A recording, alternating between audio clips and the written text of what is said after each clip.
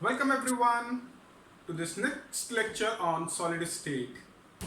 Solid states में हम लोग काफ़ी चीज़ें कवर कर चुके हैं और आज के इस वीडियो में हम लोग एक स्पेसिफिक टाइप ऑफ प्रॉब्लम देखेंगे which is to predict the formula of a given compound based on how constituent particles are arranged. तो बेसिकली आज की वीडियो में हम किसी भी कंपाउंड का केमिकल फॉर्मूला लिखना सीखेंगे। किस बेसिस पे?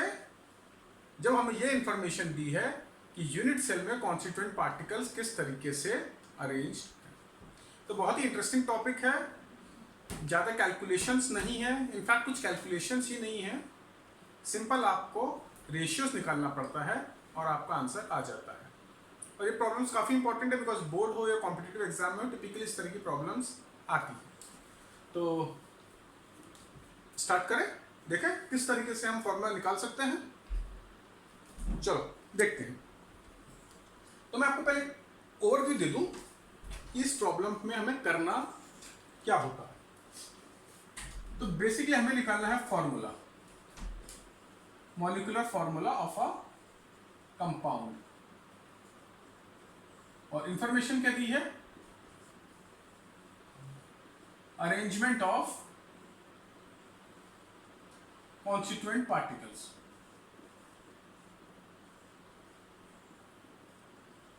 ठीक है, और इन अ यूनिट सेल। तो बेसिकली आपको बताया होगा कि कोई भी कंपाउंड है which is made up of elements let say X Y Z या एक्स एंड वाई, और उसमें एक्स इस तरीके से पोजीशन ऑक्युपाई कर रहा है यूनिट सेल में और वाई इस तरीके से पोजीशन ऑक्युपाई कर रहा है यूनिट सेल में। तो इनका फॉर्मूला क्या होगा? ठीक। अब ये प्रॉब्लम्स टिपिकली दो टाइप्स की होती है।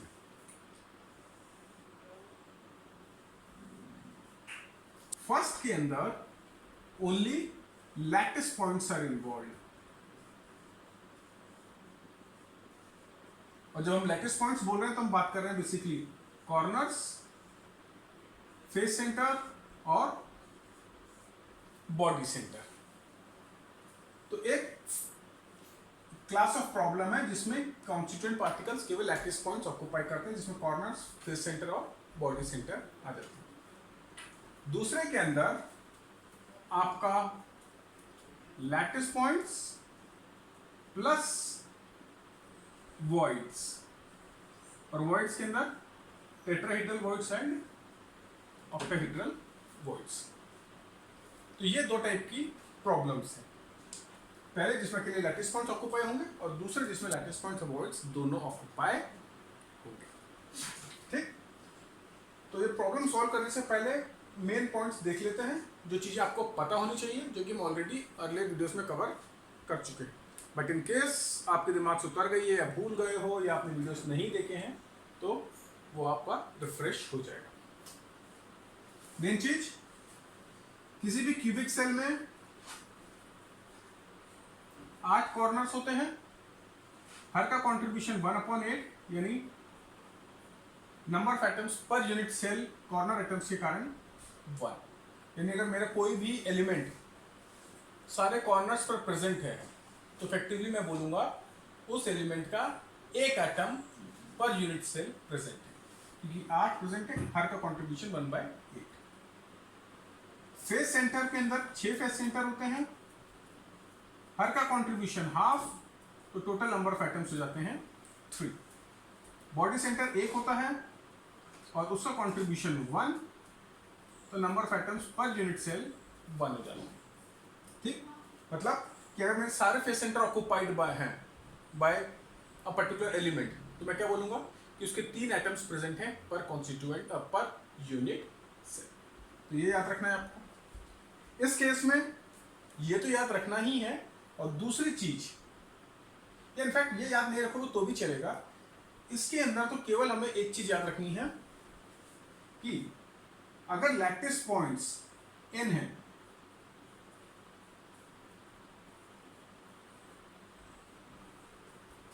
ठीक है, अगर लैटिस पॉइंट्स n है तो नंबर ऑफ टेट्राहेड्रल वॉइड्स कितने हो जाएंगे? 2n और number of octahedral voids n। ठीक, तो अगर n लैटिस पॉइंट्स हैं और सारे के सारे लैटिस पॉइंट्स ऑक्युपाइड हैं तो number of atoms present n हो जाएंगे। और अगर लैटिस पॉइंट्स n है तो टेट्राहेड्रल पॉइंट्स 2n होंगे और ऑक्टाहेड्रल वॉइड्स n होंगे। इस केस में हमें कोई फर्क नहीं पड़ता कि स्ट्रक्चर तुम्हें क्यूबिक दिया हुआ है कि हेक्सागोनल दिया हुआ है, दोनों के अंदर आंसर सिमिलर तरीके से आएगा। तो this is valid both for HCP as well as cubic. ठीक है, हमें केवल एक चीज यूज करनी है कि हमारा नंबर ऑफ लैटिस पॉइंट अगर n है तो टेट्राहेड्रल वॉइड्स 2n होंगे और ऑक्टाहेड्रल वॉइड्स n होंगे। तो ये चीजें अगर आपको पता है तो ये इस तरह के प्रॉब्लम्स आप इजीली सॉल्व कर लोगे। ठीक, इसको नोट डाउन कर लो और अब हम प्रॉब्लम्स पर चलते हैं।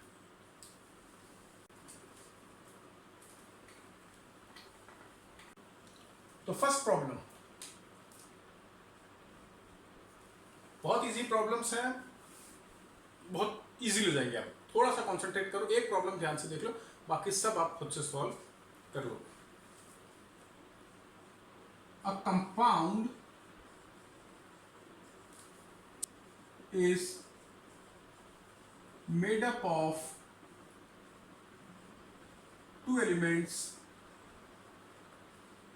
x and y. X occupies all the corners and y occupies the body center.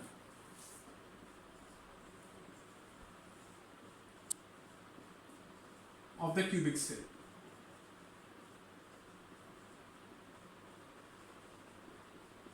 Predict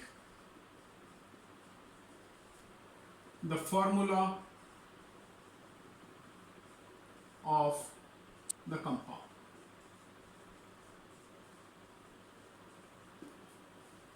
इस तरह का क्वेश्चन है आपका। A compound is made up of two elements x and y. X occupies all the corners and y occupies the body center of the cubic cell. Predict the formula of the compound. तो अगर इस problem को ध्यान से पढ़ोगे तो आप realise करोगे कि इसके अंदर वॉइड्स इन्वॉल्व ही नहीं है। सारे के सारे कॉन्स्टिट्यूएंट पार्टिकल्स कहाँ पर प्रेजेंट हैं? सारे के सारे कॉन्स्टिट्यूएंट पार्टिकल्स प्रेजेंट हैं आपके लैटिस पॉइंट्स पे। ठीक, ओके। अब जनरल अप्रोच क्या है इन प्रॉब्लम को सॉल्व करने की कि आप टोटल नंबर ऑफ एटम्स निकाल लो x के जो प्रेजेंट है यूनिट सेल में, और टोटल नंबर ऑफ एटम्स निकाल लो y के जो प्रेजेंट है यूनिट सेल के अंदर, और x अपॉन y का रेशियो निकाल लो, और वो रेशियो आपको फॉर्मूले के नंबर्स दे देगा। जैसे इस केस में देखते हैं, number of atoms of x in a unit cell. x कहां पर प्रेजेंट है? कॉर्नर पे, और हमें पता है टोटल कॉर्नर से कंट्रीब्यूशन कितना होता है? 1, 8 इंटू 1/8, तो कितना हो गया ये? 1। And number of atoms of y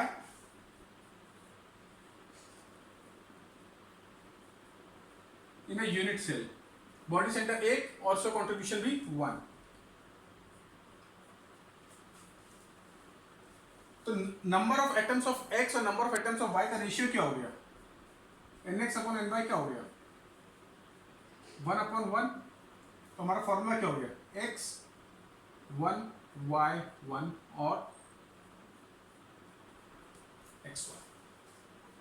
तो बेसिकली यहां पर जो कोएफिशिएंट आने वाले हैं ये बेसिकली होंगे आपके ये रेशियो के नंबर। इस रेशियो को हमें सिंप्लीफाई करना है to the simplest integers possible, और वो हमें यहाँ पर डाल देना है। x का रेशियो ऊपर वाला, ये y का नीचे वाला, तो ये यहाँ पर आ जाएगा और ये वाला नंबर यहाँ पर आ जाएगा, और आपको फॉर्मूला मिल जाएगा।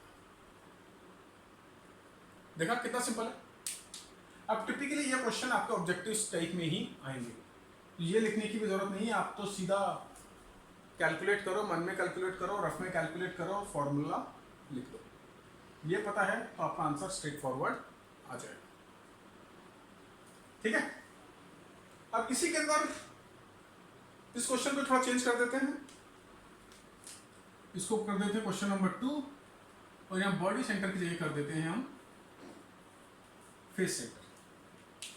ठीक, अब देखते हैं क्या होता है।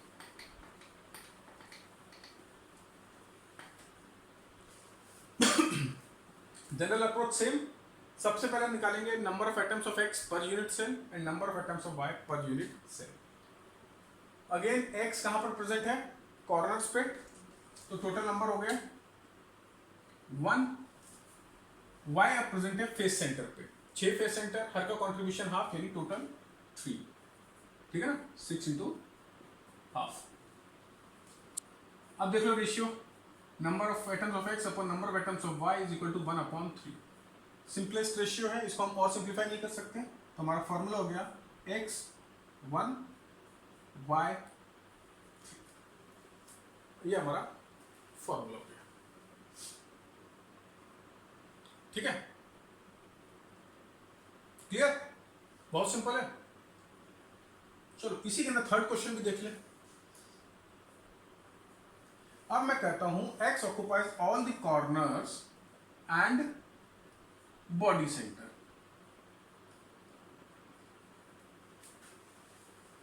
and y occupies the face center of the cubic cell। ठीक है, तो अब फिर से देखें, यही नंबर चेंज होंगे।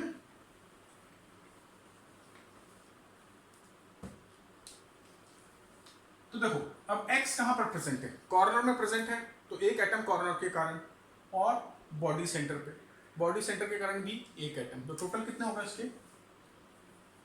2। y कहां प्रेजेंट है, फेस सेंटर पे, 6 फेस सेंटर, हर का कंट्रीब्यूशन हाफ, तो टोटल 3। तो ये रेशियो हो गया हमारा 2/3, तो हमारा फॉर्मूला हो गया x2 y। ठीक है, कोई दिक्कत, बहुत इजी है, मतलब ये क्वेश्चन इतना इजी है कि यू शुड प्रे कि मतलब ये क्वेश्चन हमारे एग्जाम में पूछे, क्योंकि अगर ये क्वेश्चन आता है तो rest assured you will score full marks. अगर आपने एक बार इसको ध्यान से समझ लिया तो कोई आपको पूरे मार्क्स स्कोर करने से रोक नहीं सकता है, तो इतना सिंपल है। तो ये हमारा हुआ फर्स्ट क्लास ऑफ प्रॉब्लम, जहां पर कॉन्स्टिट्यूएंट पार्टिकल्स केवल लैटिस पॉइंट्स ऑक्युपाई कर रहे थे। अब नेक्स्ट देख लेते हैं, जिसके अंदर लैटिस पॉइंट्स और वॉइड्स दोनों ऑक्युपाई करेंगे। ठीक, इसको नोट कर लो।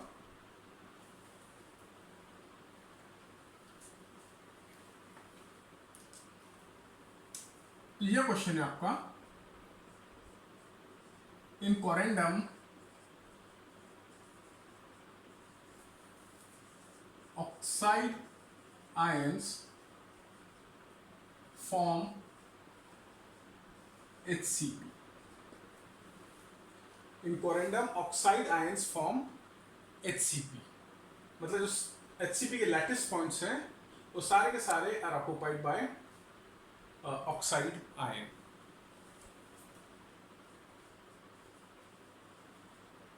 Aluminium ions are present in 2/3 of all octahedral voids।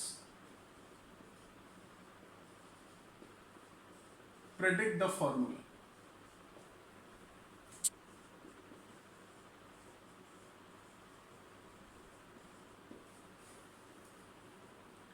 देखो इस क्वेश्चन को पढ़ोगे तो क्लियरली यहाँ पर वॉइड्स भी ऑक्युपाई हो रहे हैं, तो सेकंड क्लास ऑफ प्रॉब्लम। तो इसमें क्या दिया, oxide ions form HCP and aluminium ions are present in 2/3 of all octahedral voids। तो बेसिक चीज हम क्या यूज करेंगे, let number of lattice points be n।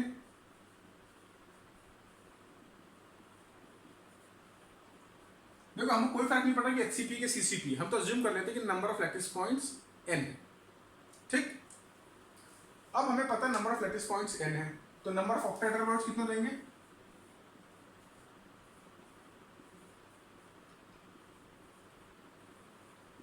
ये हमने पढ़ा था कि number of octahedral voids is equal to number of lattice point. तो अगर number of lattice points n है तो नंबर ऑफ ऑक्टाहेड्रल पॉइंट्स भी n होगा। ठीक, तो ये स्टेटमेंट आपके हर क्वेश्चन में आएंगे। नंबर ऑफ लैटिस पॉइंट्स भी n, तो number of octahedral voids n, या number of tetrahedral voids 2n, जो भी केस है आपका। अब देखो अगेन, अब सेम चलेगी स्टोरी जो हमारा पहले क्वेश्चन में थी। सो नंबर ऑफ ऑक्साइड आयंस कितने हो जाएंगे?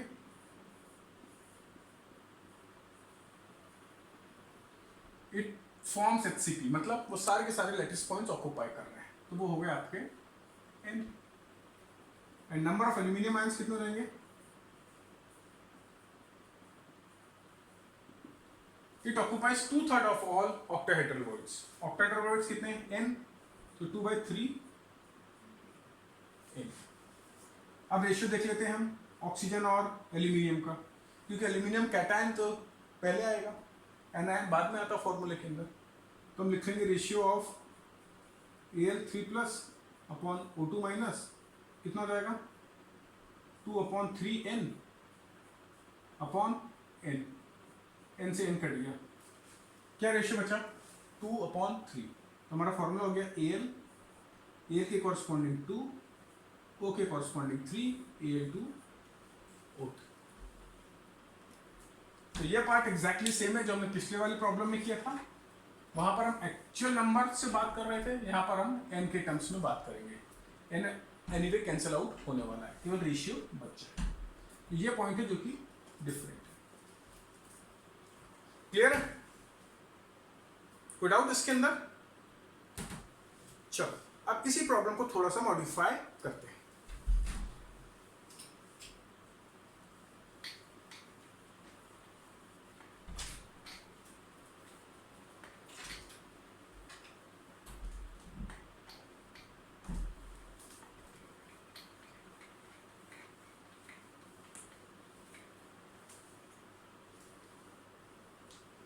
अब लिखते हैं in a compound NiY forms a CCP, cubic closed packed structure. Cation X are present in all tetrahedral voids.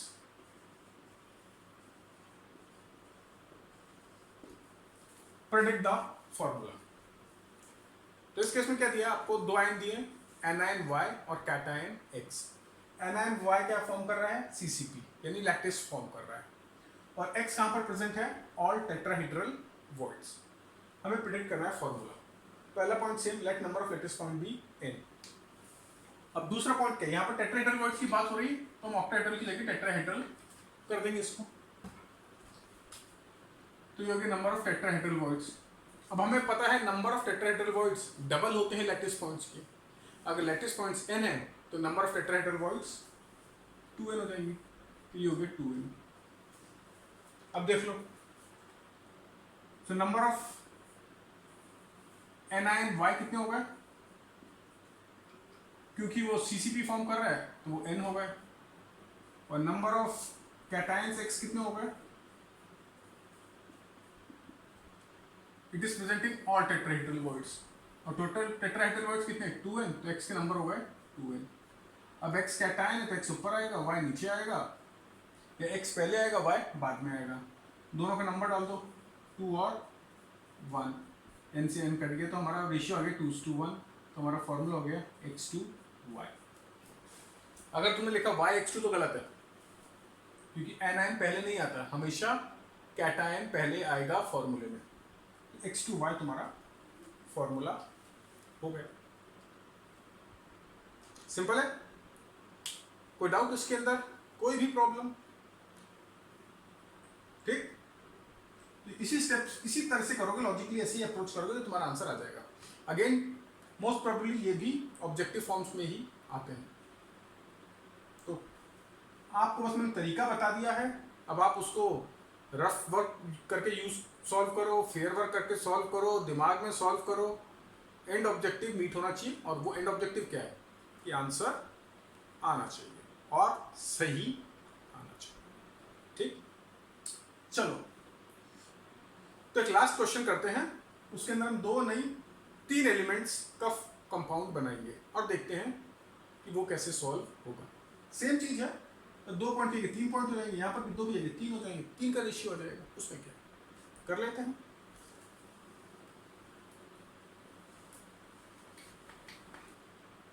तो ये लास्ट क्वेश्चन है। In a solid C forms a CCP। ठीक है, in a solid C forms a CCP और इसको दे रखा ये तुम्हारा एनायन है। ठीक है, तो यहां पर मैं लिख देता हूं एनायन, ये दिया हुआ क्वेश्चन में। C forms a CCP। cation X occupies, या cation A कर दो इसको, cation A occupies 1/6 of all tetrahedral voids and B occupies 1/3 of all octahedral voids। PV tetrahedral voids, OV octahedral voids। Predict the formula।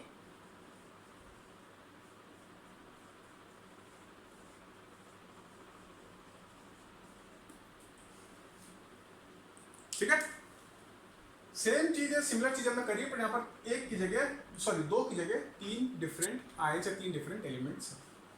Again हमारी approach same रहेगी। सबसे पहले क्या लिखेंगे हम, क्या था पहला पॉइंट, अज्यूम कर लो lattice point, let total lattice points B